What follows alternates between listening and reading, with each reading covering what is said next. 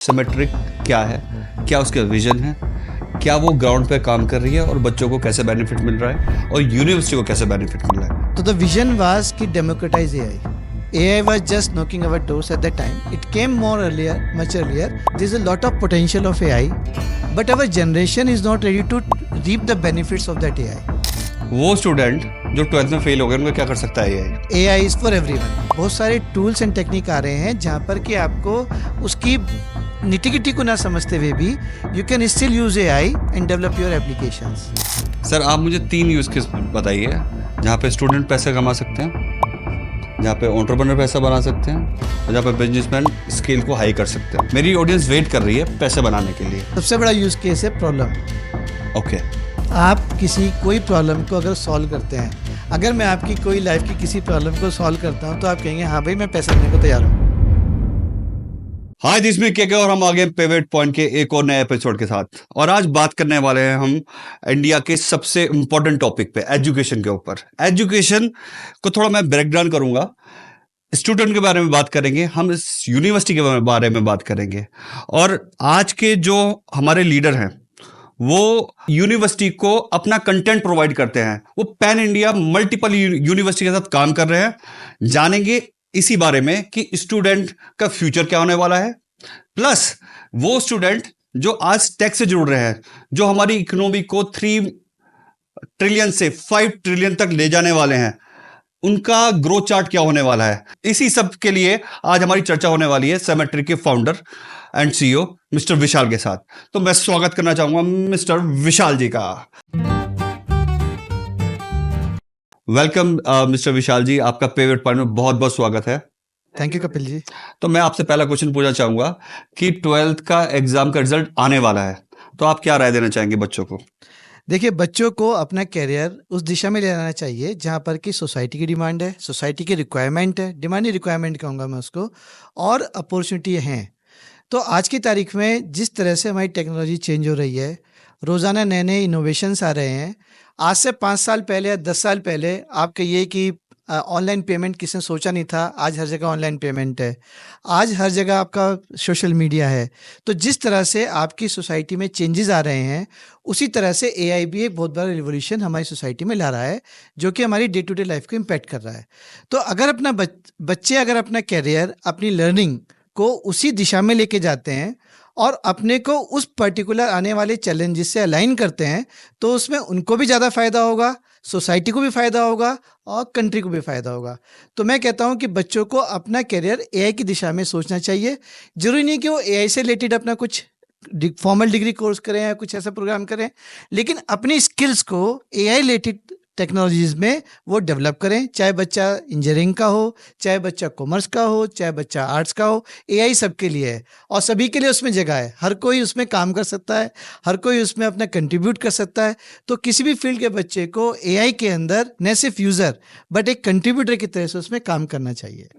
मुझे थोड़ा आप AI का ब्रेक डाउन करके बताइए। सपोज मैं जस्ट पास आउट हूँ एज ए स्टूडेंट, तो मुझे कौन कौन से ऑप्शन है मेरे पास, आइदर AI की डायरेक्शन में नहीं, बट कौन कौन से कोर्सेज अवेलेबल हैं। आइदर बीटेक में नंबर ऑफ नई स्ट्रीम आई होंगी, तो थोड़ा उसको ब्रेक डाउन कर बताइए क्या मेरी डायरेक्शन होनी चाहिए एज ए स्टूडेंट।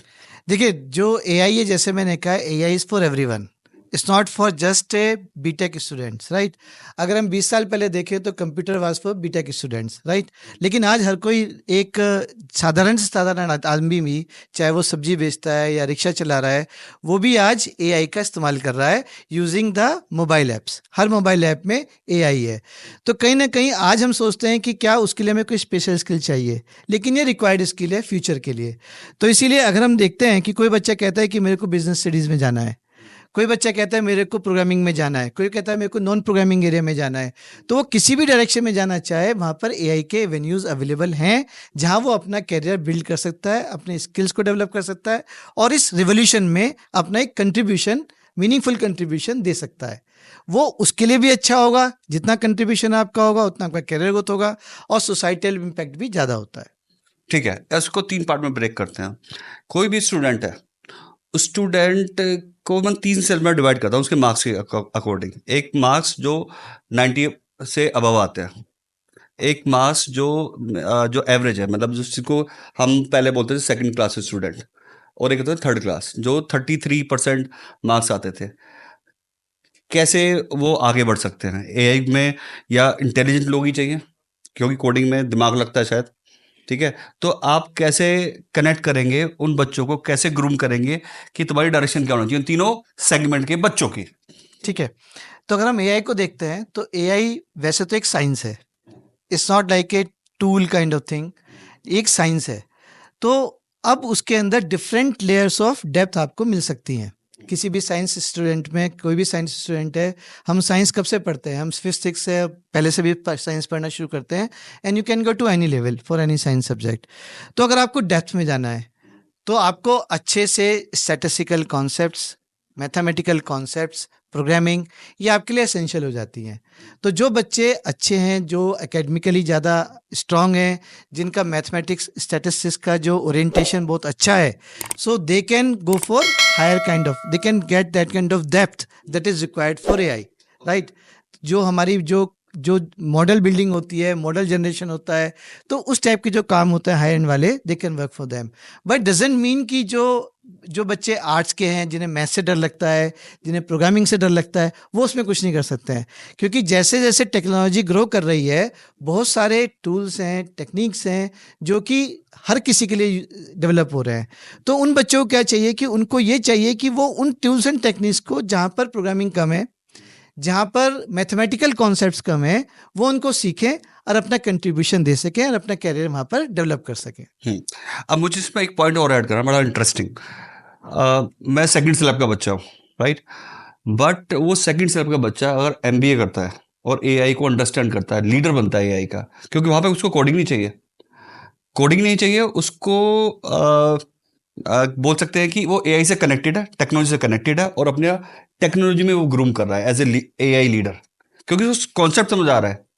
तो समहाउ मेरे हिसाब से जो सेकंड क्लास और थर्ड क्लास के बच्चे हैं, जो जिनका मतलब थॉट प्रोसेस साइंस वाला नहीं है, जो मे बी जो आर्ट वाला और कॉमर्स वाला बैकग्राउंड रखते हैं, वो मे बी शायद एमबीए की तरफ फोकस करें। और ये आप बहुत अच्छे से समझ सकते हैं, because you are the IITian from Kharagpur and I am Ahmedabad. तो आपके पास दोनों फ्लेवर है, तो क्या मैं सही बोल रहा हूँ उस चीज़ को? बिल्कुल। तो देखिए, जैसे कि जो बच्चा मैनेजमेंट स्टडीज़ में जाता है, तो आज की तारीख में, और हम कंपेयर करें 20 साल पहले, एक मैनेजर का जो लाइफ साइकिल, एक मैनेजर का जो डे होता है, एक मैनेजर का सबसे इंपॉर्टेंट काम होता है डिसीजन लेना। And decision is based on what?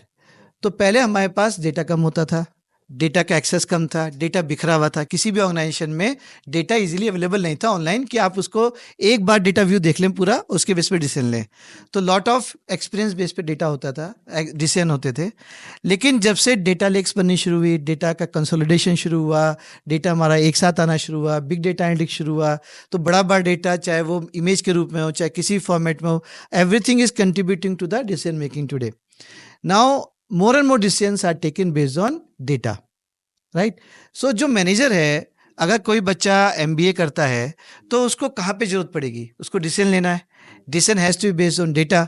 अब उसको डेटा एनालिसिस स्किल अगर उसकी स्ट्रांग है, वो डेटा को समझ करके डेटा को इंटरप्रिटेट कर सकता है खुद भी, न कि किसी की दूसरे की एनालिसिस के बेस पर। he can take he she or she can take input from their team, but they should have the skill so that they can also understand the data, they can also understand the trend, they can also analyze the where the outliers, right? which incident is, where is the correlation, और कहाँ पर किस event में क्या correlation है, इन चीज़ों को अगर वो समझ सकते हैं, तो that will help them making better decisions, right?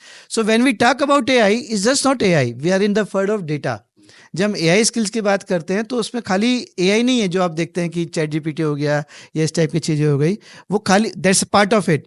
Major thing is we deal with the data. हमारे सामने डेटा होता है और उस डेटा को हम यूज़ करते हैं for decision making.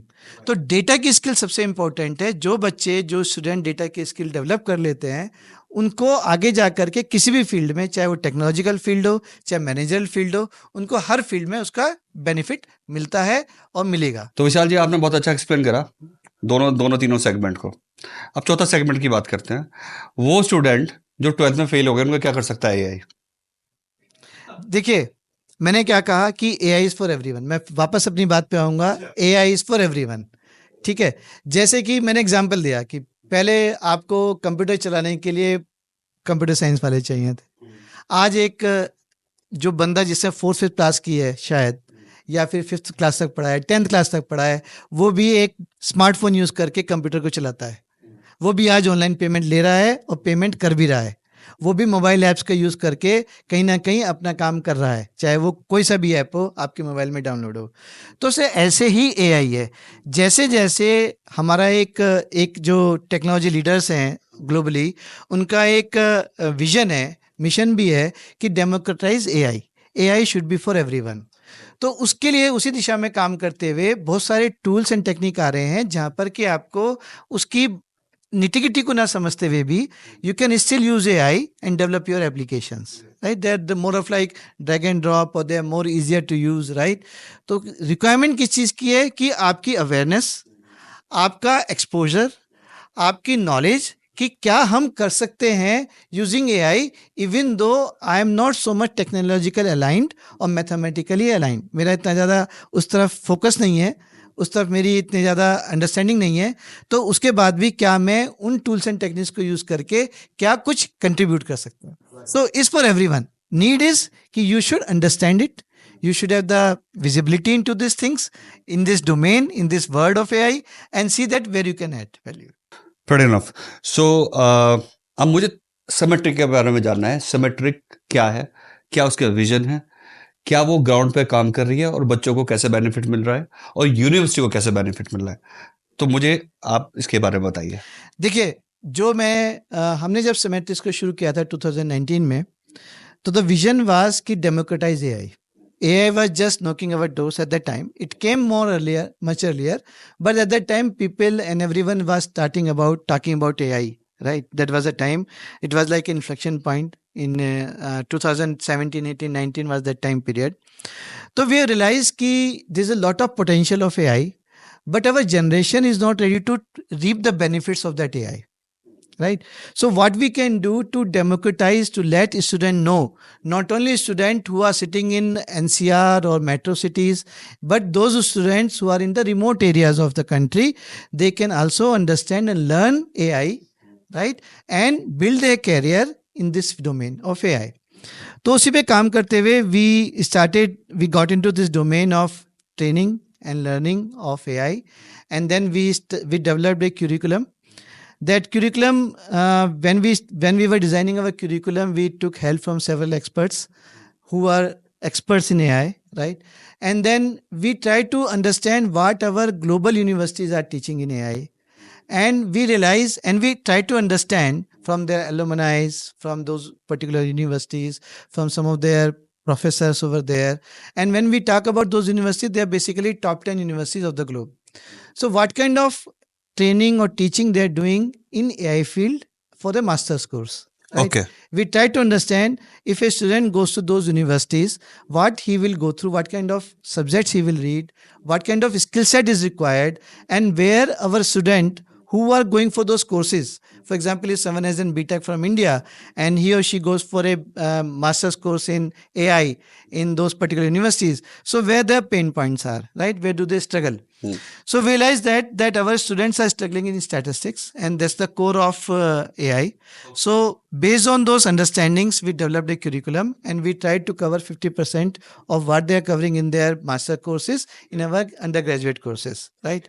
And we are keeping that benchmark throughout. Right so what we do essentially is that bench जो हमारे जो फाउंडेशनल्स हैं, जो हमारे पिलर्स ऑफ एआई हैं, उनको हम पूरा यहाँ पर डेप्थ में आके कवर करते हैं। ओके, अब मुझे एक चीज़ जाननी है, ऑनलाइन है ऑफलाइन है? क्योंकि मुझे साउंड जैसा आपने बताया कि मुझे लग रहा है कि ऑनलाइन है, और ऑनलाइन ऑफलाइन का मुझे थोड़ा बताइए कि। देखिए, हमारी स्ट्रेंथ ये है कि हम उसको ऑफलाइन करते हैं। ऑनलाइन एक टाइम था जब हमने शुरू किया था, उस टाइम ऑनलाइन का बहुत ज़माना था। कोविड आ गया था 2020 में, everybody was behind online, but online में एजुकेशन में, specially this kind of education, the learning is very not that effective of the student. So student point of view से learning hampers if you go for online. अगर हम online की बात करते हैं तो बायोजूस और अनअकैडमी मेरे दिमाग में आ रहा है, तो क्या आपने ये एनालिसिस कर रखा था कि ऑनलाइन से फार बेटर ऑफलाइन है, तो क्या बोलना चाहेंगे बायजूस और इनके बारे में? देखिए, there are two things, right? If you want to go for a scale, right? You want to entertain thousands or thousands of students at one go. You want that kind of scale कि आपको millions of students को reach करना है. Then better is that, then in that case those we can go for online model. But if you want to have focus on the value add to the student कि actual value add कैसे हो रहा है, तो you have to come to the real teaching. जो हमारी real teaching होती है वो हमेशा face to face ही होती है, classroom method में होती है. और जैसे मैंने कहा कि AI is तो a value science. Addition online में नहीं हो रहा है? वैल्यू एडिशन ऑनलाइन में आपकी बच्चे की एंगेजमेंट सबसे इंपॉर्टेंट होती है कि हम कुछ भी बच्चों को कंटेंट पुश करें, राइट? Okay. बच्चे की एंगेजमेंट कितनी है वहां पर. अगर बच्चा एंगेज नहीं हो रहा है, ठीक है, तो उसकी लर्निंग उसी स्पीड से उसी रेशियो में कम होगी. जब आप फेस टू फेस रहते हैं, आपका आई टू आई कांटेक्ट होता है, आपको पता है कि बच्चे के फेस पे क्या चल रहा है, तो आप उसको ज़्यादा अच्छे से एंगेज कर सकते हैं, क्लास को एंगेज कर सकते हैं, Perfect, हाँ. और बच्चे की लर्निंग को इंक्रीज कर सकते हैं. जो फंक्शन ऑनलाइन क्लासेस में कि बच्चे ने वीडियो ऑफ कर दिया, बैठा है, कुछ और कर रहा है, सुन रहा है, नहीं सुन रहा है, there 10 thing different things, right? तो उसमें वो कम हो जाता है. आप सिमेट्री का फोकस बिजनेस पे है या फिर लर्निंग पे है स्टूडेंट की? Our main focus is on learning. Business तो है ही, right, but our main focus is on learning. क्योंकि अगर बच्चे की लर्निंग मैक्सिमाइज होती है, हमारा बच्चा जो हमारा ट्रेन किया हुआ है वो वैल्यू ऐड उसको फील होता है, वो समझता है कि हाँ ये कंपनी आई है जो कि मेरे को वैल्यू ऐड कर रही है, मेरे प्रोफाइल में वैल्यू ऐड कर रही है, मेरी लर्निंग में वैल्यू ऐड कर रही है, तो business grows itself. So business is byproduct of our efforts to maximize the learning of the student. Actually I am entrepreneur and मैं मैक्सिमम चीज़ ऑनलाइन ले जाना चाहता हूँ, बट मुझे आपका मॉडल बिल्कुल कॉन्ट्राडिक्ट लग रहा है, क्योंकि कहीं ना कहीं हर एंटरप्रेन्योर सोचता है कि बिजनेस वॉल्यूम इंक्रीज होता चला जाए और वो इन्फिनिटी तक पहुँचे, स्केलेबल हो मॉडल. आप बहुत अच्छा काम कर रहे हैं. आई होप सो कि आप ऑफलाइन जो आपने एंगेजमेंट की बात बोली वो ट्रू है, बच्चों के लिए बहुत बेनिफिशियल है. I agree with, but contradict किया है कि आप उसको सस्टेन कर पाएंगे बिजनेस पॉइंट ऑफ व्यू से, because I am a leader, I am a businessman. तो ये आपका मॉडल कितना सस्टेनेबल है, कैसे ग्रो कर रहा है, कैसे कर रहा होगा, थोड़ा उसके बारे में मुझे बताइए.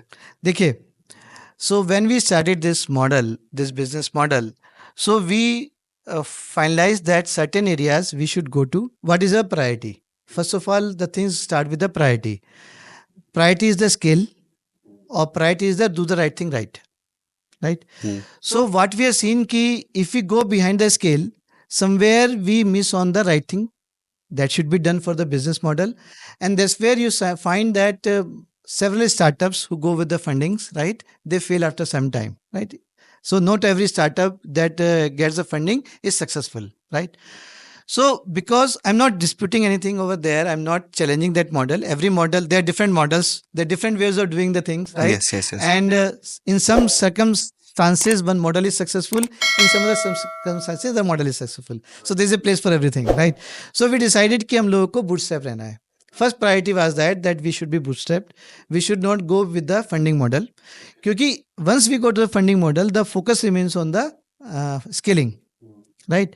So if we want to do the right thing right and take the growth which is more natural, organic growth की तरफ जाएंगे, do the right thing right, then our model will be more longer sustainable.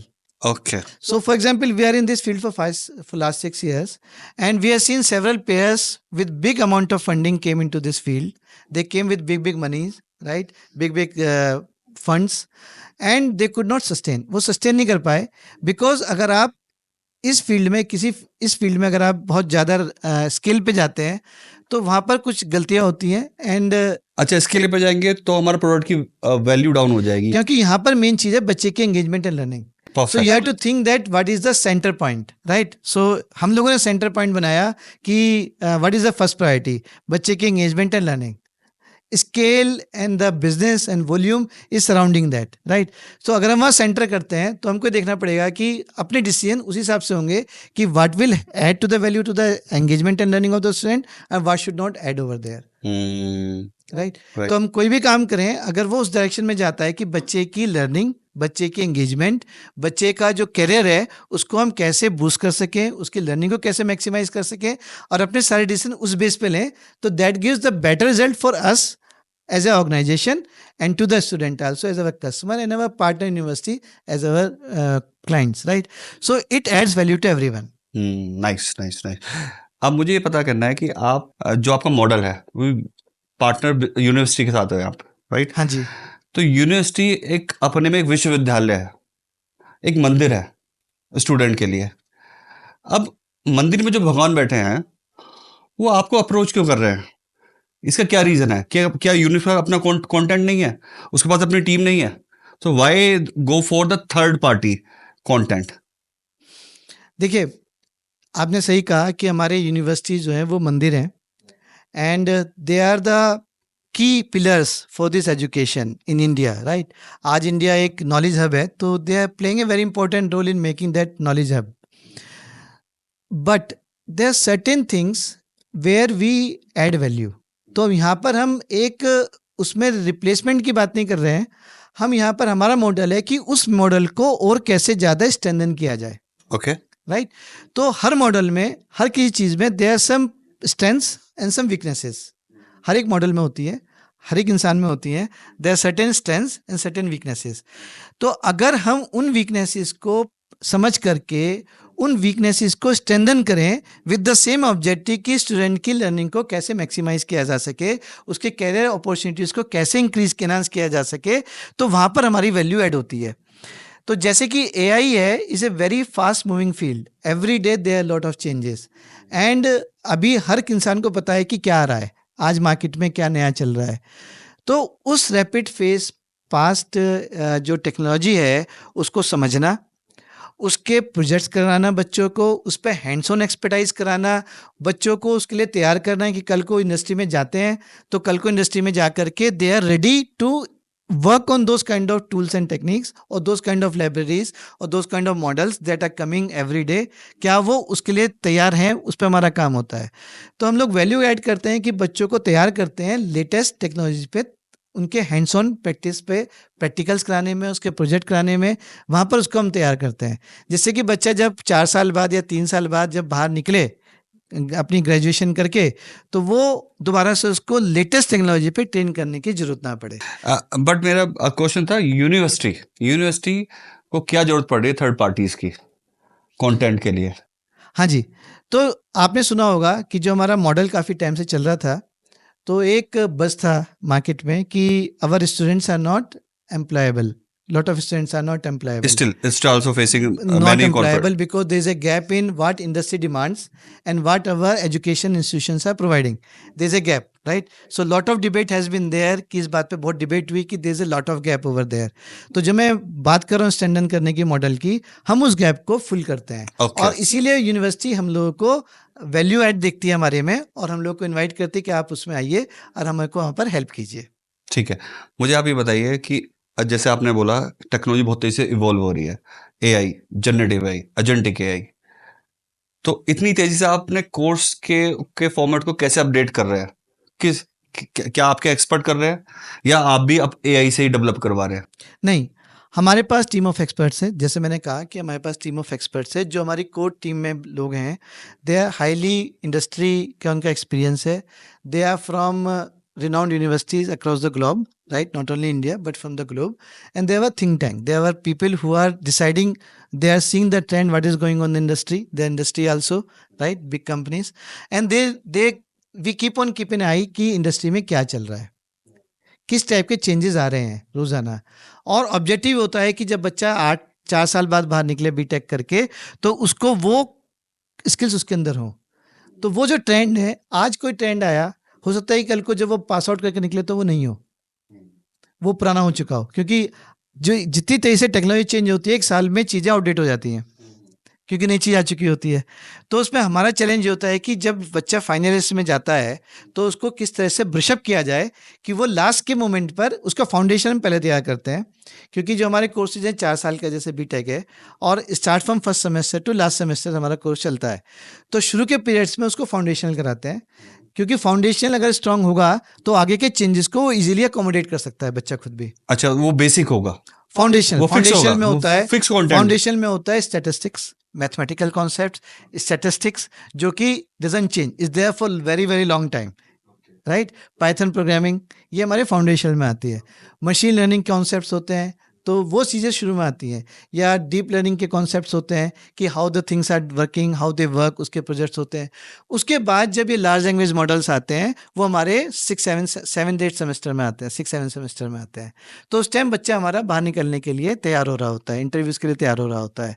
तो उस time में हम बच्चों को जो लेटेस्ट टेक्नोलॉजी ट्रेंड है उस पर अपडेट करते हैं, उस पर उसके प्रोजेक्ट्स कराते हैं। जो लेटेस्ट टेक्नोलॉजी, लेटेस्ट लाइब्रेरीज आ रही है मार्केट में जो चल रही हैं, जिसकी इंडस्ट्री डिमांड कर रही है, तो उस पर उसको ब्रशअप कराते हैं जिससे कि वो बाहर जा करके किसी भी चैलेंज के लिए तैयार हो सके। तो कॉन्सेप्ट है कि शुरू में उसको फाउंडेशन तैयार कराओ। फाउंडेशन इतना स्ट्रांग होगा उतना ही वो ज़्यादा जो टेक्नोलॉजी स्ट्रेंथ, जो टेक्नोलॉजी चेंजेस हैं उसको भी वो उतनी जल्दी अब्जॉर्व कर सकता है डीप में जा करके। ऐसे नहीं कि सुपरफिशियल नॉलेज। जितना आपका ये कोर फाउंडेशनल स्टैटिस्टिकल कॉन्सेप्ट्स या प्रोग्रामिंग कॉन्सेप्ट्स या मैथमेटिकल कॉन्सेप्ट, कुछ मैथमेटिकल कॉन्सेप्ट्स होते हैं, वो जितने ज़्यादा उसके स्ट्रांग होंगे उतना ही ज़्यादा वो आने वाले चेंजेस के लिए अपने को तैयार कर सकता है। ठीक है, बेसिक समझ आ गया मुझे। बेसिक फिक्स है आपका।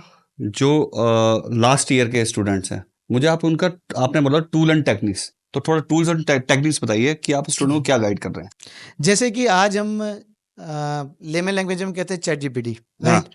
और थोड़ा टेक्निकल जाते हैं तो उसको कहते हैं लार्ज लैंग्वेज मॉडल्स, हाँ, ठीक है। राइट। जेनेटिव एआई कहते हैं। तो लास्ट उस पे हम लोग जेनेटिव एआई पे फोकस करते हैं। खाली जेनेटिव एआई नहीं बताना कि क्या है, जेनेटिव एआई के ट्रांसफॉर्मर्स क्या होते हैं, जीपीटी कैसे वर्क करती है, कैसे वो चीज़ों को समझती है, कैसे वो टेक्स्ट को जनरेट करती है, वो सारी चीज़ें उसके अंदर मैथमेटिकली, कॉन्सेप्चुअली वो सब चीज़ें हम कवर करते हैं। और जो लाइब्रेरीज़ हैं, थोड़ा मैं यहाँ टेक्निकल जाऊँगा, तो जो लाइब्रेरीज है, हगिंग फेस लाइब्रेरी होती है जिसका यूज़ होता है, राइट। जो मॉडल्स होते हैं, बर्ट होते हैं, जीपीटी मॉडल होते हैं, ये थोड़ा टेक्निकल जा रहा है। तो for those who are more technical oriented, तो उन पर्टिकुलर मॉडल्स का यूज़ करके आप कैसे प्रॉब्लम को सॉल्व कर सकते हो। न सिर्फ आपको जीपीटी का यूज़ करना है, बट आप खुद भी प्रोग्रामेटिकली कैसे उन मॉडल्स का यूज़ करके प्रॉब्लम्स को सॉल्व कर सकते हो, right. So we have to, once a student understand that, he understand the next layer behind the chat gpt, कि चैट जीपीटी कैसे काम करती है, कौन से डिफरेंट ऑप्शंस हैं, कौन कौन से टाइप के आप इस प्रॉब्लम को किस किस तरीके से सॉल्व कर सकते हो, कौन कौन से आपके पास लाइब्रेरीज हैं पाइथन में जिनका यूज़ करके आप कर सकते हो। तो वो सब चीज़ों पे बच्चा प्रोजेक्ट करता है, ठीक है ना। और चैट जीपीटी में भी, chat GPT as we see कि you don't need any expertise for chat GPT, but या you can develop lot of application using chat GPT. तो वो एप्लीकेशन कैसे यूज़ करना है, there are some APIs which you can buy from OpenAI. उन OpenAI के APIs का use करके you can develop lot of applications, right. तो ऊपर से आपका एप्लीकेशन हुआ खुद का, अब पीछे से चैट जीपीटी वर्क करती है। तो इसको इंटीग्रेट करके, कैसे आप इंटीग्रेट करके अपना खुद का एक एप्लीकेशन बना सकते हो which can solve problems, right. तो उस टाइप के प्रोजेक्ट हमारे रहते हैं। तो सर, हमारी बात चली थी चैट जीपीटी के बारे में। Chat GPT for me is the old technology. मेरा फोकस है एज ए लीडर, जो वर्जन है चैट जीपीटी के वो कैसे काम कर रहे हैं। Difference between chat GPT and deep seek and Gemini, Google पीछे रह गया, चैट जीपीटी आगे निकल गया। मे भी शायद कल गूगल आगे हो जाए, फिर डीप सीक आगे हो जाए। चल क्या रहा है सर, थोड़ा इसके बारे में बताइए। देखिए, जैसे मैं बताया कि there is some foundation thing, and if you don't understand the foundation you will be confuse between all this terms, right. तो सबसे पहले जो जनरेटिव एआई है जिसकी हम बात कर रहे हैं, करता क्या है, आपको समझना पड़ेगा कि ये है क्या। तो जैसे एआई क्या है, सबसे पहले अपने को समझना पड़ेगा कि जनरेटिव एआई को समझने से पहले आपको एआई को समझना पड़ेगा कि एआई है क्या। तो एआई में हम क्या करने की कोशिश कर रहे हैं, तो एआई में एक ह्यूमन लाइक इंटेलिजेंस आप सुनेंगे, कुछ ऐसे फ्रेज सुनेंगे। लेकिन सबसे पहले एआई में फोकस था कि जो हमारी, जो कुछ इंसान के हाथ में पास जो पावर्स हैं, जो हमें कुदरत ने दी हैं लिविंग बीइंग के अंदर, सबसे इंपॉर्टेंट पावर हमारे पास क्या है कि देख करके चीज़ों को समझना, करेक्ट, राइट। सुन करके चीज़ों को समझना, जो हमारी इंद्रियां हैं, टच करके फील करके चीज़ों को समझना, जो हमारी इंद्रियां दी गई हैं, 5 इंद्रियां हैं, उनका यूज़ करके हम अपने एनवायरनमेंट को समझते हैं। उसको एनवायरनमेंट को समझ करके हम रियल टाइम में कुछ डिसीजन लेते हैं, राइट। चाहे कोई भी डिसीजन ले रहे हैं, राइट। चाहे सड़क क्रॉस कर रहे हैं, हमने देखा कि एक बस आ रही है या कार आ रही है, तो रियल टाइम में हमारे को हमने देखा, एनालाइज किया कि हम क्रॉस कर सकते नहीं कर सकते हैं। कोई हमें ट्रेन नहीं करता है, कोई प्रोग्रामिंग नहीं है, and we take a decision in real time, right. तो वो होता है चीज़ों को देख के समझना या सुन करके चीज़ों को समझना, जो कि हर एक लिविंग बीइंग के अंदर है, चाहे वो जानवर है, चाहे कोई भी है, कुछ ना कुछ ये पावर सबके अंदर है। लेकिन एक पावर है जो सिर्फ इंसान के अंदर बनाई है, वो है जनरेशन की। आप लॉजिक क्रिएट कर सकते हो, आप कंटेंट क्रिएट कर सकते हो, आप इमेज क्रिएट कर सकते हो। वो एक जनरेटिव जो हमारे अंदर पावर है कि कोई कंटेंट क्रिएट करना, कोई चीज़ को लिखना, कोई चीज़ को बनाना, वो चीज़ है जनरेटिव एआई। जनरेटिव एआई उस काम को कर रही है। अब उस काम को करने के लिए कई सारे तरीके हैं। जैसे मैंने कहा कि एक काम को करने के बहुत सारे तरीके होते हैं। तो GPT, chat GPT is one of them. और पुराने तरीके थे, वो भी उस काम को करते थे। लेकिन कौन सा काम हमारा ज़्यादा एफिशिएंटली उसको कर सकता है, उसकी दिशा में जो हमारे रिसर्चर्स हैं, जो कंपनीज लाइक गूगल है या मेटा है या फिर ओपन एआई है या डीपसीक कंपनीज हैं, उनका ऑब्जेक्टिव ये है कि हम कितना एफिशिएंटली, हमारा टूल कितना एफिशिएंटली उस काम को कर सके, ओके कितने अच्छे रिजल्ट हमारे दे सके। तो अगर हम डीप सीक और ये चैट जीपीटी की बात करते हैं, तो डिस्कशन इसी में है कि कौन कितना एफिशिएंटली, कितने सस्ते में काम कर रहा है। मोटा मोटा अंतर यही है। काम दोनों जनरेटिव एआई कर रहे हैं, दोनों ही टेक्स्ट को जनरेट कर रहे हैं, समराइज कर रहे हैं, कंटेंट को क्रिएट कर रहे हैं, इमेज को क्रिएट कर रहे हैं। इमेज को भी डीप सीक ज़्यादा क्रिएट नहीं करता है, जनरेटिव चैट जीपीटी करता है। तो आपको जनरेटिव एआई का कॉन्सेप्ट समझना पड़ेगा कि जनरेटिव एआई को यूज़ करके हम कर क्या रहे हैं। हम चीज़ों को, जो हमारे पास पावर है एज ए इंसान, ह्यूमन बींग के पास, कि चीज़ों को जनरेट करना। जनरेटिव एआई वो जनरेट कर रही है। अब नए नए टूल आएंगे आपके पास, कल को जीपीटी 3.5 आएगा, 4 आएगा, कुछ और आएगा। तो वो ऑब्जेक्टिव ये रहेगा, अंतर ये रहेगा कि आपका जो कंटेंट है वो कितना अच्छा, आपकी जो इंटेंट है, जो आप लिखवाना चाह रहे हो, जो आप क्वेश्चन पूछ रहे हो, उसको इंटेंट को समझते हुए आपके आंसर को कितना अच्छे से वो एलैबोरेट करके, डीप में अंडरस्टैंड करा करके, कैसे बहुत अच्छे से आपका लॉजिक के साथ कैसे वो दे सकता है। सर ये जीपीटी कैसे काम करता है, थोड़ा उसके बारे में थोड़ा बताइए। ठीक है, तो जनरेटिव एआई हमारा वर्ड टू वर्ड जनरेट करता है टेक्स्ट। तो सबसे पहले आपने देखा होगा, जब आप चैट जीपीटी यूज़ करते हैं तो एक कॉन्टेक्स्ट आता है कि आप एक कौन है आप, और आपके क्वेश्चन पूछना चाह रहे हैं। फिर आप एक प्रॉम्प्ट आता है जो कि आप एक उससे प्रॉम्प्ट के द्वारा एक क्वेश्चन पूछते हैं। तो जीपीटी हमारा जो मॉडल है, जो मैजिक मशीन जिसे कहते हैं, वो पूरे चीज़ को उस मशीन के अंदर डालता है। मशीन के अंदर डालने के बाद बेस्ड ऑन इस लर्निंग, जो उसने लर्निंग की है अपनी, जो मिलियंस और मिलियंस ऑफ ऑनलाइन कंटेंट पे उसकी जो ट्रेनिंग हुई है, जो उसने उसको समझा है, जो उसने उसका अंडरस्टैंड किया है, जो हमारे एक्सपर्ट्स हैं जो इस फील्ड के, उन्होंने उसको किस तरह से फाइन ट्यून किया है, उसके बेस पर वो पहला वर्ड निकालता है। पहला वर्ड डिटर्मिनिस्टिक नहीं होता, वो प्रोबेबिलिटी चेक करता है कि इस कंडीशन में कौन कौन से वर्ड्स हैं और किसकी प्रोबेबिलिटी सबसे हाई है। तो ऐसे करके फिर जो आंसर आएगा आपका, फर्स्ट लेटर आएगा, उसको वापस से मशीन में फीड करेगा, फिर से नेक्स्ट वर्ड की प्रोबेबिलिटी दिखेगा, जिस वर्ड की प्रोबेबिलिटी सबसे ज़्यादा होगी उस प्रोबेबिलिटी करेगा। तो ऐसे करके वर्ड बाय वर्ड वो टेक्स्ट को जनरेट करता है। तो वो टेक्स्ट को जनरेट कैसे कर रहा है? टेक्स्ट को जनरेट कर रहा है based on your question, based on what it has learn so far. उसके बेस पर वो एक प्रोबेबिलिटी असाइन कर रहा है कई सारे वर्ड्स के बीच में कि ये वर्ड आ सकते हैं इसके बाद में, और जो हाईएस्ट प्रोबेबिलिटी को वो अपना आंसर आपको देता है। और फिर वापस उसको फीड करता है, फिर से प्रोबेबिलिटी निकालता है नेक्स्ट वर्ड की, फिर से वो टाइप करता है, फिर वापस से एक साइकिल में जनरेट करता जाता है। अब इसके अंदर सबसे इंपॉर्टेंट चीज़ है जो कि एक रिवोल्यूशन है, वो ये कि हर वर्ड का डिफरेंट कॉन्टेक्स्ट में मीनिंग डिफरेंट होता है। फॉर एग्जाम्पल बैंक, हम एक वर्ड ले बैंक, तो बैंक का जो मीनिंग है वो बैंक भी हो सकता है जहाँ पैसे जमा करते हो, और रिवर बैंक भी हो सकता है, जो नदी का किनारा होता है वो भी बैंक है।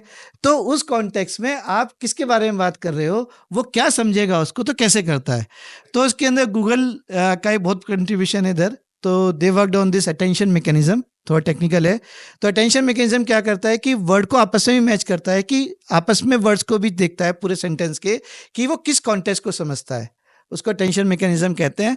तो वहां से वर्ड का कॉन्टेक्स्ट भी निकालता है और फिर आपको फाइनल आंसर वो प्रेजेंट करता है। ये somehow big data and kind of भी काम। बिग डेटा तो आपका हो गया कि कंटेंट इतना सारा है। देखिए इतना ज़्यादा कंटेंट है कि अगर मैं या कोई भी इंसान दिन रात पढ़े तो उसको 10,000 ईयर्स लग जाएंगे, इतना कंटेंट ऑनलाइन अवेलेबल है। तो इतने बड़े कंटेंट पे कोई भी चीज़ की ट्रेनिंग करना, उस पर्टिकुलर कंटेंट को अपनी मशीन को समझना कि वो उसको समझे, उसके ट्रेंड्स निकाले, उसकी अंडरस्टैंडिंग करे, तो बहुत डिफिकल्ट काम है। तो जो ओपन एआई का जो खर्चा है, जो इतना एक्सपेंसिव फील्ड है, वो इसीलिए है कि इतने कंटेंट को समझने के लिए आपको पावर चाहिए, कंप्यूटिंग पावर चाहिए, जीपीयूज चाहिए, उतने प्रोसेसर चाहिए, तो वहाँ पर जा करके आपकी जो कंटेंट पावर बहुत ज़्यादा यूज़ होती है, आपकी कंप्यूटिंग पावर बहुत ज़्यादा यूज़ होती है।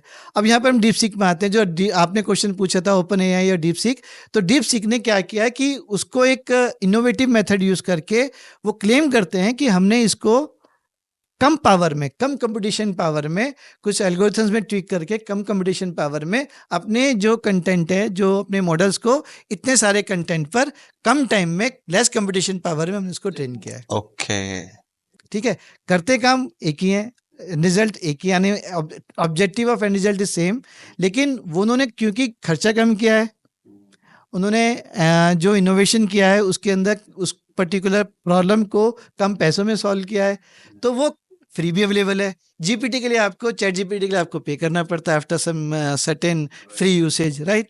तो वहाँ पर थोड़ा सा वो अंतर आ जाता है। Very nice.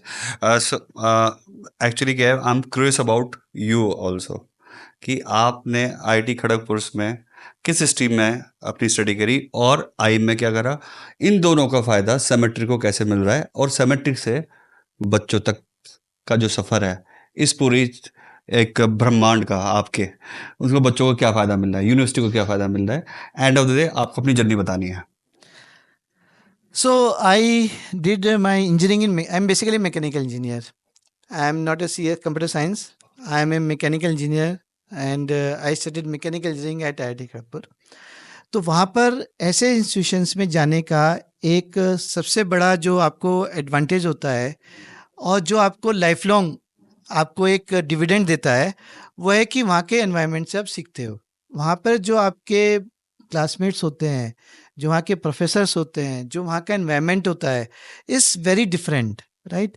जैसे कि I got an opportunity to study at IIM Ahmedabad also, तो वहाँ पर भी जो एक एनवायरनमेंट है, जो वहाँ के आपके बैचमेट्स हैं, जो क्लासमेट्स हैं, they are very very good, right? तो you get an opportunity to sit with them and understand from their perspective, from your perspective, and then you have world class professors over there, right? World class your infrastructure, so everything adds value to you, right? And that makes a lifelong impact on you कि how do you see the world. तो एक चीज important है यहाँ पर कि जब आप ऐसे इंस्टीट्यूशन में जाते हो, your perspective to see the, look at the things changes, right? Before and after जो चेंज आते हैं वो they will, for example in IIM Ahmedabad they will tell you, they will teach you marketing, they will teach you strategy, they will teach you finance, they will teach you several thing, but when you look at thing, what transformation is happening is your perspective to change the things, to look at the problem. Okay. Instead of looking at one dimensional, you try to look at the problem from multiple dimensionals, right? कि आप उसको multiple dimension चीज़ों को जब देखते हैं तो the way to look at the thing changes and hence आपकी जो decision making है that improves. चेंजेस की बात चल रही है, चेंजेस आप बता सकते हैं कि IITI में आप क्या चेंजेस करना चाहेंगे जो आपको आपके पॉइंट ऑफ व्यू से चीज़ें कुछ लगी हो जो आप चेंज करना चाहते हो? So IITs, our IIT system and IIM systems, right? They are facing their own challenges, right? Every system has their own challenges. So one of the things that I always think upon is that when we look at the top universities of our globe, right? So our IITs are very very far behind, right?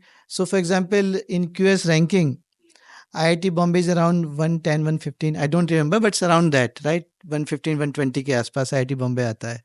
So it says that there are a lot of scope for improvement in our system, right?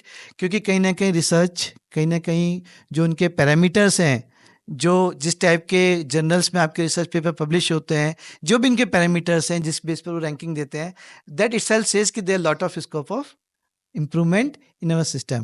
Same thing when we look at the other ranking for MBAs, right? Like FT ranking and all. So our IIMs are bit lower in terms of global rankings, right? When compared to MIT or Harvard's, right? So they are very Oxford, right? They are quite far behind, right? So always there is a scope for filling that gap. Okay. Right? अच्छा ठीक है, आप 48 unit से connected है symmetric, तो अब जो university है आप उनको भी जानते हैं और आप IIT IIM को भी जानते हैं, दोनों में गैप क्या है?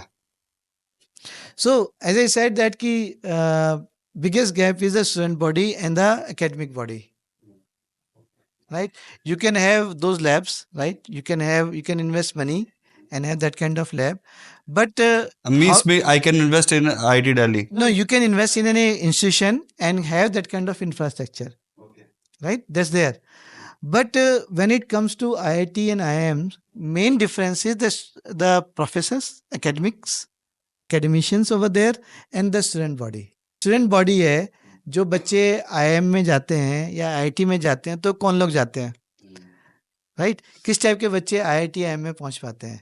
तो दे हैव सर्टेन लेवल, उनका एक लेवल रहता है, तभी आप वो उसको क्रैक कर पाते हैं, राइट? तो वो जो उस टाइप की जो बॉडी होती है, स्टूडेंट बॉडी, जो उस हाई बैरियर को क्रॉस करके वहाँ तक पहुँचती है, तो you have lot to learn from that body, right? Professors हैं वहाँ के, तो जो प्रोफेसर्स हैं they from word, their credentials are world class, right? They are renowned, अपने अपने फील्ड में वो रिनाउंड हैं across the country as well as at the global level.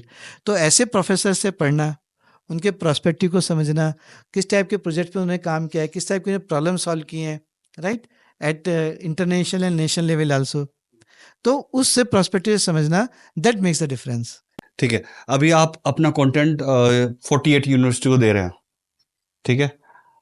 क्या फ्यूचर में आप अपनी जहाँ से आपने पढ़ाई करी है IIT और IIMs में, स्पेशली IIT खड़गपुर में, क्या आप देना चाहेंगे, सिमेट्री को कोलैबोरेट कराना चाहेंगे फ्यूचर में? या there is a plan, okay, of course, right? There is a plan, and हमारा प्लान है कि हम कुछ IITs को अप्रोच कर रहे हैं, IIMs को भी अप्रोच कर रहे हैं, सो दैट कि हम लोग वहाँ से हम एक पार्टनरशिप डेवलप करके, स्ट्रेटेजिक पार्टनरशिप डेवलप करके, और बच्चों तक, ज़्यादा से ज़्यादा बच्चों तक अपना कंटेंट, उनकी नॉलेज एनहांसमेंट पे हम काम कर सकें. Okay, so that's work in progress. ठीक है. अभी तक मैं ये समझाऊं कि सिमेट्रिक बहुत अच्छा काम कर रही है, थोड़ा डिफरेंट काम कर रही है education point of view, education के सेक्टर में. वरना 90% लोग एडटेक का प्लेटफॉर्म चला रहे हैं, वैल्यूएशन बढ़ा रहे हैं, बेच रहे हैं, भाग रहे हैं. नाउ जितना मैं सिमेट्रिक को समझाऊं, it's doing the value addition in the education sector. अब मुझे ये जानना है कि दो सेक्टर हैं हमारे, दो डिफरेंट सेक्टर बोल सकते हैं, एक तो अमीर लोग और एक गरीब लोग. अमीर लोग के लिए सिमेट्रिक क्या कर रही है और गरीब लोग के लिए क्या कर रही है? क्या एम्पावर कर पा रहे हैं हम गरीबों को?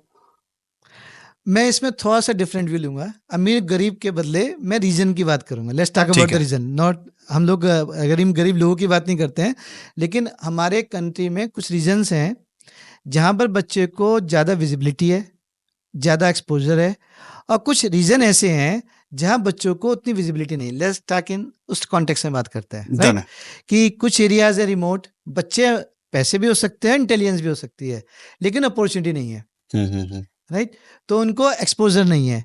तो एक बच्चा दिल्ली NCR में पढ़ता है या बेंगलोर में पढ़ता है, तो उसका एक्सपोजर वर्सेस कोई रिमोट एरिया में, नॉर्थ ईस्ट में बच्चा पढ़ रहा है, उसमें अंतर रहता है.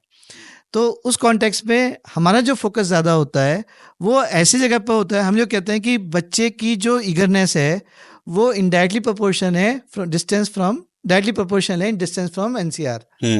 तो जितना दूर NCR से बच्चा होता है, उतना ज़्यादा उसको सीखने की बहुत ज़्यादा लगन हमने देखी. ये हमारा पर्सनल एक्सपीरियंस है. ओके, वो कुछ करना चाहता है ज़्यादा से ज़्यादा, ओके, ठीक है ना? उसके अंदर सीखने की लगन उतनी ज़्यादा है, क्योंकि उसको लगता है कि उसको कुछ चीज़ें सर्कमस्टांसेस की वजह से कुछ चीज़ें उससे नहीं मिली, तो वो जो भी अपॉर्चुनिटी आती है उसको और ज़्यादा अच्छे से उसको ग्रैब करना चाहता है, राइट? तो इसलिए हमारा फोकस होता है ज़्यादा से ज़्यादा कि जो रिमोट एरियाज़ हैं वहाँ के इंस्टीट्यूशन को भी हम टाइप करें, वहाँ भी हम अपना एंगेजमेंट करें, और वहाँ के बच्चों को भी वैल्यू ऐड करें. तो न सिर्फ जो आपके मेट्रो सिटीज़ हैं वहाँ पर भी नहीं, खाली हम लोग दूर दराज के एरियाज़ में भी जा करके काम करते हैं. हमारी 48 यूनिवर्सिटीज़ में बहुत सारी यूनिवर्सिटीज़ हैं जो काफ़ी रिमोट एरियाज़ में काम कर रही हैं. हमारे स्टूडेंट वहाँ पर हैं, और वो भी हम वहाँ पर बच्चों को वैल्यू ऐड कर सकें. सर, आपके इंटेंट से लग रहा है आप Tier 2 की ज़्यादा बात कर रहे हैं. आप क्यों बात कर रहे हैं Tier 2 के बारे में ज़्यादा? थोड़ा इसके बारे में एक्सप्लेन करिए. देखिए, जैसे मैंने बताया कि जो अपॉर्चुनिटी के लिए बच्चा परेशान होता है, वो बिग सेंटर से जितना दूर होता है उतना ज़्यादा परेशान रहता है. तो मैं अपना खुद का एग्जांपल देता हूँ कि मैं एक बहुत छोटी जगह से बिलोंग करता हूँ and we are family of academicians, right. My father and mother they are still एक स्कूल चलाते हैं सरदना, मेरठ के पास एक छोटा सा कस्बा है। ओके, तो सरदना। वहाँ आज भी वो एक स्कूल चला रहे हैं, उनकी उम्र हो गई है लेकिन आज भी उनका एक एजुकेशन के लिए एक पैशन है। वो एक आज जो स्कूल चला रहे हैं वो इसलिए नहीं चला रहे हैं कि उनको कुछ चाहिए, उनको सोसाइटी को देना है एजुकेशन के रूप में, इसलिए वो स्कूल चला रहे हैं इस उम्र में भी। ओके। तो इसीलिए वही चीज़ अपने साथ भी है कि जब मैं वहाँ से निकला सरदना से आईआईटी तक पहुँचा, उसके बाद आईआईएम पहुँचा, उसके बाद मैंने इंटेल में जॉब किया 12 साल, ग्लोबली वर्क किया, ग्लोबल टीम मैनेज की, ग्लोबल लेवल पे काम किया इंटेल में रहते हुए। तो एक चीज़ थी कि क्या हम अपनी उसी परंपरा को चलाते हुए क्या उन बच्चों के लिए जिनके पास नहीं है उनके लिए हम कुछ कंट्रीब्यूट कर सकें, दैट्स पर्टिकुलर अवर विजन।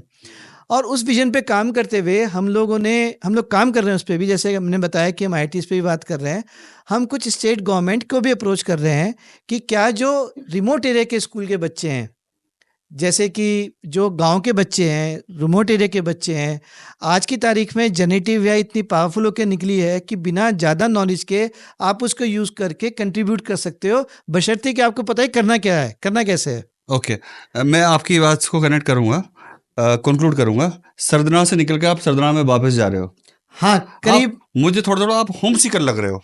नहीं, होम सिकर की बात नहीं है, इस अबाउट कि एक विजन है कि हम क्या कर सकते हैं, क्या हम बच्चों को दे सकते हैं। जो मैंने पहले किया था कि हमारा मेन फोकस है डेमोक्रेटाइज एआई, एआई को ज़्यादा से ज़्यादा बच्चों तक कैसे पहुंचाएं, उस जर्नी में हम लोग कुछ अर्न करें, दैट्स परफेक्टली फाइन, राइट।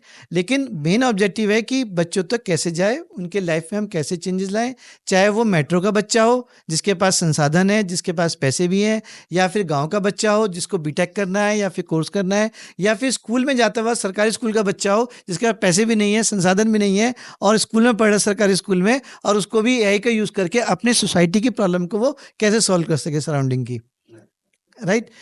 क्योंकि आज की तारीख में मोदी जी ने भी बताया कि बहुत सारे यूज़ केस हैं, जो मन की बात में कि बहुत सारे यूज़ केस हैं जहाँ पर कि लोग रिमोट एरियाज़ के लोग जेनेटिव एआई को यूज़ करके अच्छे चीज़ें जनरेट कर रहे हैं।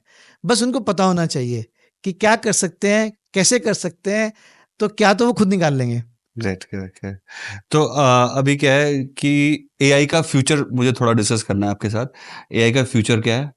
और एआई तो बहुत तेज़ी से आगे जा रहा है। AI, generative AI, agentic AI की हमने बात करी। जो टायर टू सिटी है वो शायद उसको टच कर पा रहे हैं, नहीं कर पा रहे हैं, एक ये बात करी हमने। और दूसरा, फ्यूचर में एआई क्या रूप लेने वाला है, मीन्स क्या क्या वैरायटी हम देखने वाले हैं। अभी तो हमने चैट जीपीटी देखा, एआई का डीप सीक देखा, अभी ऐसा है कि एजेंटिक एआई आ रहा है जो कॉल भी करेगा डायरेक्ट।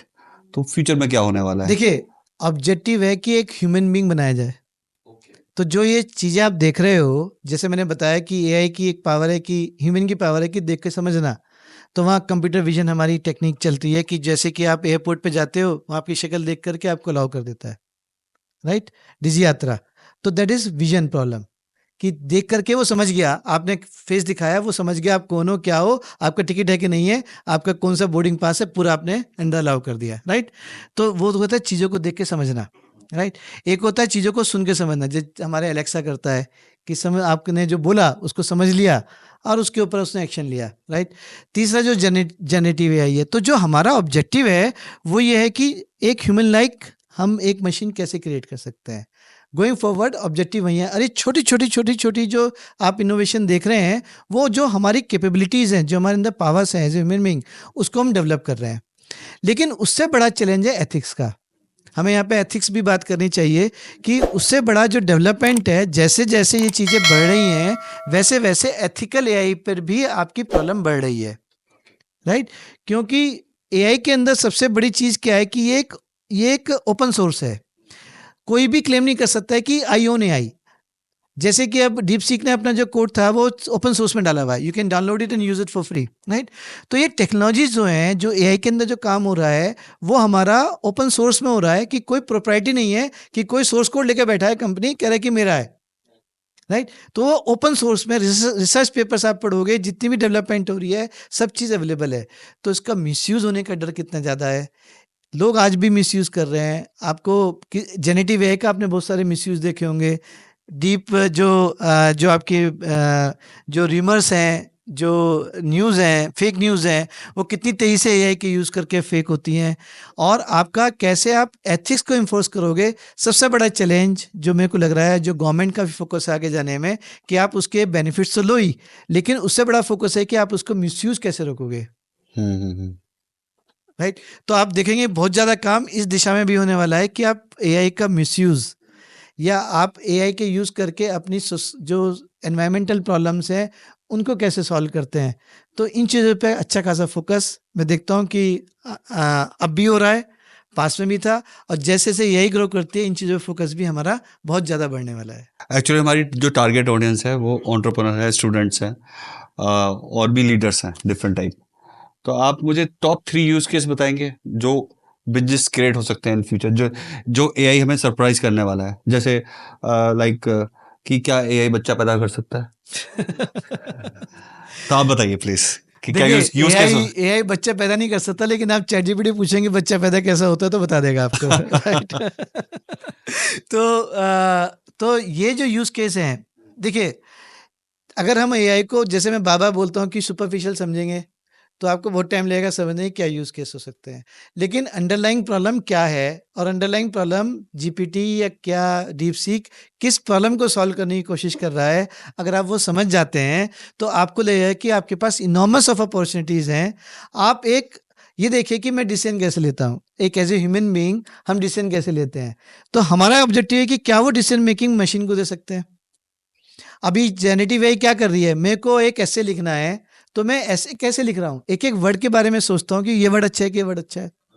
राइट। तो मेरे को लगता है कि ये वर्ड अच्छा है तो मैं वो वर्ड यूज करता हूँ। एक एक वर्ड, एक एक फ्रेज को आप सोचते सोचते कैसे लिखते हैं। राइट। एक ओवरऑल कॉन्सेप्ट होता है बेस्ड ऑन अवर लर्निंग, मैंने क्या लर्न किया है पहले। हम लोग भी ऐसे ऐसे नहीं लिख सकते हैं।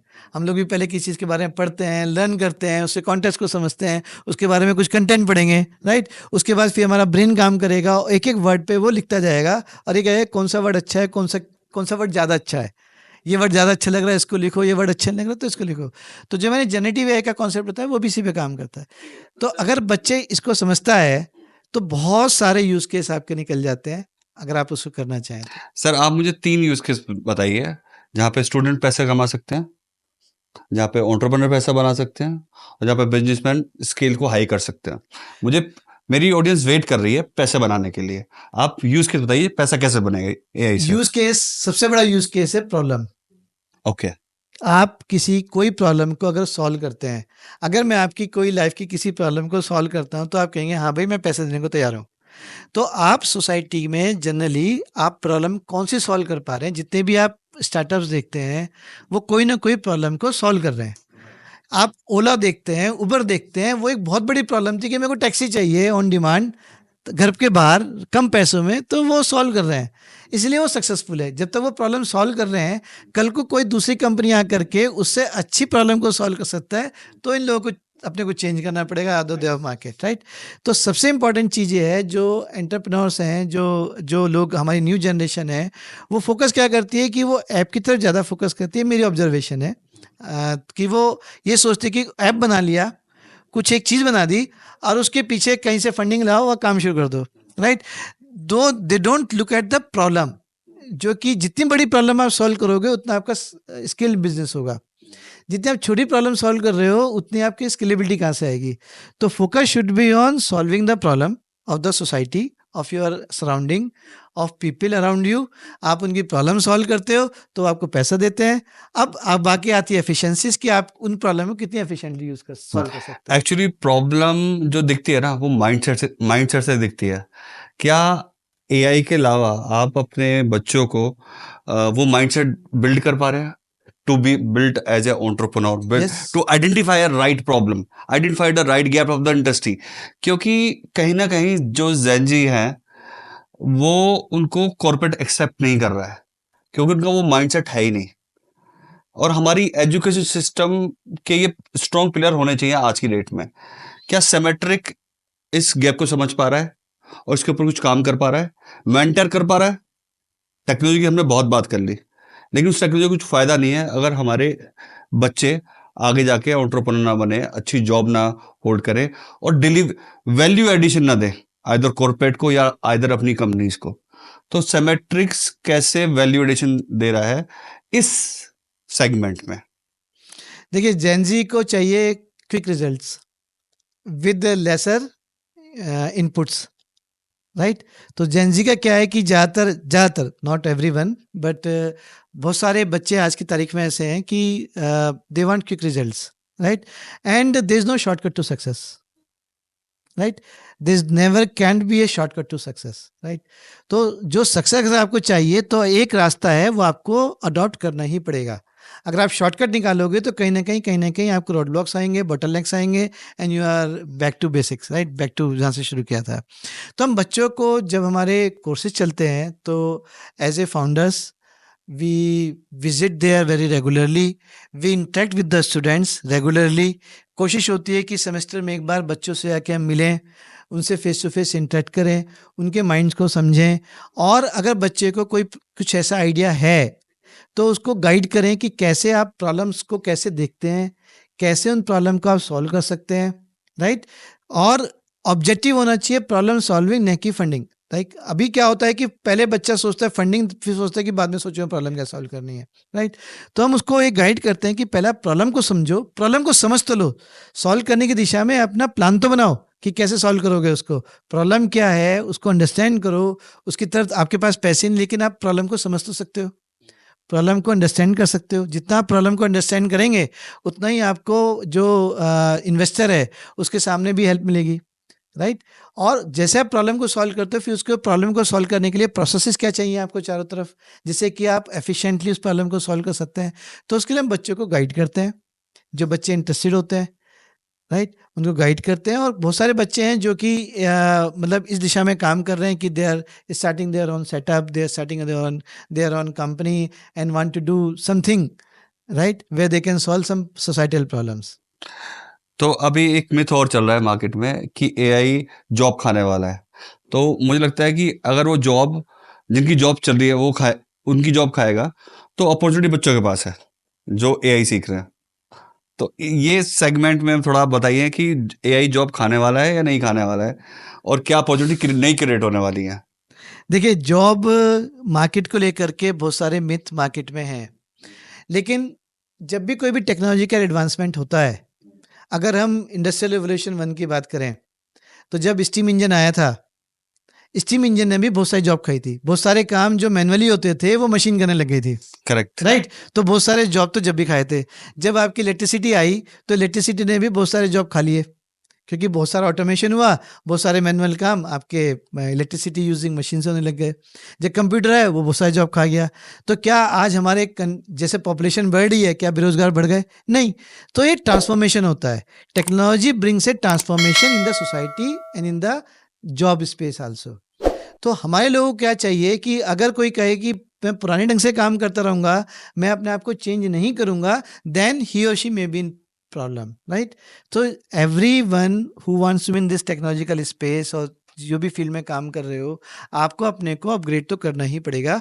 चाहे आप स्टूडेंट हो, चाहे आप 10 साल के एक्सपीरियंस हो, चाहे आप कॉर्पोरेट लीडर हो, या आप एक कंपनी हो। अगर कंपनी भी अपने आप को टेक्नोलॉजिकली अपग्रेड नहीं बनती है तो कोडक बनने में टाइम नहीं लगेगा, राइट। तो you are market leader one day and next day you are out of the market, right. तो वो तो इवोल्यूशन तो हर किसी को करना पड़ेगा, सीखना पड़ेगा, आगे सीखना बढ़ना पड़ेगा, अपने को चेंज करना पड़ेगा based on the environment, based on the technology आपको, और रिक्वायरमेंट ऑफ द सोसाइटी, आपको अपने आप को चेंज करना ही पड़ेगा। जेनजी से मुझे याद आया कि जो एक समय रैना का शो चल रहा है, उस पे रणबीर अलाहाबादिया पहुंचे, उन्होंने कुछ ऐसा कंट्रोवर्शियल स्टेटमेंट दिया। ये सारे जेनजी हैं एक्चुअली। तो कहीं ना कहीं हमें इनका पेरेंटल का गैप है, क्योंकि अभी आईआईटी बाबा का भी आपने देखा होगा, IIT Baba is very sharp, IITian है, ठीक है, और जो उनकी बातें हैं बहुत ही पॉजिटिव हैं। तो वो जो उनकी सोच है, उनकी पेरेंट्स ने की वजह से सोच है, मीन्स कहीं वो डिसऑर्डर से जूझ रहे हैं, पेरेंटल में प्रॉब्लम है, या उनकी कोचिंग में प्रॉब्लम है, या उनके मेंटरशिप में प्रॉब्लम है। तो आप इसको कैसे देखते हैं? I think is more of environment. आज की तारीख में जो एनवायरनमेंट हमारे चारों तरफ डेवलप हो रहा है, उसकी सोच ही ऐसी है थोड़ा सा, राइट। उसकी सोच में क्या है कि क्विक रिजल्ट्स, जैसे मैंने बोला, एक यूएस में अभी ट्रम्प साहब बहुत ज़्यादा बोल रहे हैं कि वोक कल्चर, राइट। तो वो जो सोच डेवलप हुई वोक कल्चर की, जिसके अगेंस्ट प्रेसिडेंट ट्रम्प है, राइट, कि we want to get rid of the woke culture, तो कहीं ना कहीं पेनिट्रेट होकर के इंडिया में भी आता है। तो कहीं ना कहीं जो आपने बात की है, वो कहीं ना कहीं चारों तरफ जो आपका एनवायरनमेंट है उससे भी वो इन्फ्लुएंस होती है, राइट। सो आज की तारीख में क्या है कि कुछ चीज़ें हैं जिनके बारे में बात नहीं करते थे, जैसे जैसे यूएस में वो कल्चर बढ़ा और आज यूएस भी उससे स्ट्रगल कर रहा है, तो वो चीज़ें अब इंडिया में आती है, तो ये चीज़ें आपको ज़्यादा से ज़्यादा हो सकता है कि देखने में मिले, अनलेस इट इज़ कंट्रोल्ड। तो क्या राय देना चाहेंगे आप जेनजीज को कि कैसे चलना है, क्या डायरेक्शन होगी आपके अकॉर्डिंग जेनजी के लिए बेसिकली? जेनजी को मैं ये कहूँगा कि first of all there is no shortcut to success, do the right thing right. आप जो काम कर रहे हो उसको जो जिस तरह से होना चाहिए, फाउंडेशनल से जिस तरह से होना चाहिए उस तरह से करो।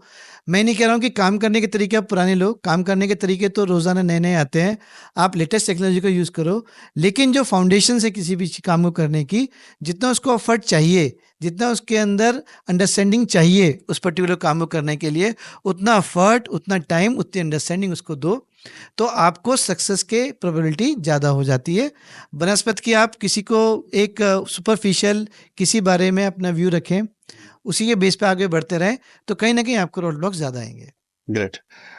तो सर अब चलते हैं लास्ट पड़ाव है इस पॉडकास्ट के, रैपिड फायर राउंड पे। रैपिड फायर में हम थोड़ा सा आपसे चटपटे चुटकुले ये सब शेयर करने वाले हैं, तो are you ready for it? Yes. तो सर स्टार्ट करते हैं पहले क्वेश्चन से। कॉलेज में सबसे ज्यादा धोखा किसने दिया, प्रोफेसर, एग्जाम या कैंटीन का खाना? कैंटीन खाना। अगर एआई को कॉलेज का प्रिंसिपल बना दें तो सबसे पहला नियम क्या बदलेगा? एआई को यूज ना करना। Exam great. ओके। अगर आईआईटी आईएम में दोबारा जाने का मौका मिले तो कौन सी गलती नहीं करोगे आप? नहीं जाने की। Very nice, very nice, very good, very good. IIT Baba is IIT का सक्सेस और failure? Is both. Very nice. Any four tool you are using for your business? Basically tool used for problem solving. Understand the problem. अच्छा, IIT और IM की पढ़ाई ज्यादा मुश्किल है या स्टार्टअप चलाना? स्टार्टअप चलाना। Okay, thank you so much sir, nice talking with you.